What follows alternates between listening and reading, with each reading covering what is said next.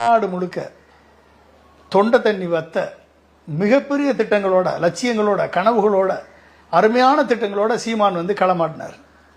சாட்டை திருமுருகன் எல்லா ஊருக்கும் போய் பேசினார்.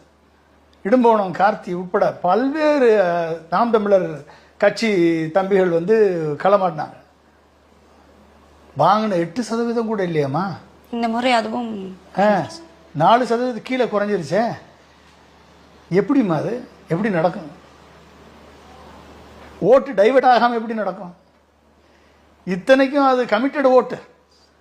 8% வாக்கு நாம் தமிழருக்கு கிடைக்கிற வாக்கு கமிட்டட் ஓட்டு. அது எப்படி குறையும்? கொஞ்சம் கொஞ்சமாக படிப்படியாக முன்னேறி வந்த வாக்குகள் எப்படி வந்து மொத்தமாக குறையும்? இவிஎம் டிரான்ஸ்ஃபர் இல்லாமல், இவிஎம் ஹேச்சிங் இல்லாமல் எப்படி குறையும்? இங்கேருந்து எடுத்து தான் நாங்கள் கொடுக்கணும். ஏடிஎம்கே, டிஎம்கே, நாம் தமிழர் 3 பேர் இருந்து எடுத்து தானே அதை மாற்றணும். விழுந்த ஓட்டுகளில் 35% கொடு அப்படின்னா, விழுந்த ஓட்டுகளில் 35% ஓட்டை விசிலுக்கு கொடுத்துரும் இவிஎம். அங்கே தான் யார்கிட்டருந்து எடுக்க முடியுமோ அங்கேருந்து அங்கங்கே இவங்ககிட்டருந்து கொஞ்சம் எடுத்துக்கோ, இவங்ககிட்டருந்து கொஞ்சம் எடுத்துக்கோ, இவங்ககிட்டருந்து கொஞ்சம் எடுத்துக்கோ. 50% நாம் தமிழர் எடுத்துரு,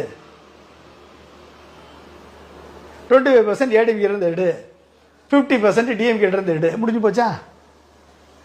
அவ்வளோதான். அது வந்து இவிஎம் வந்து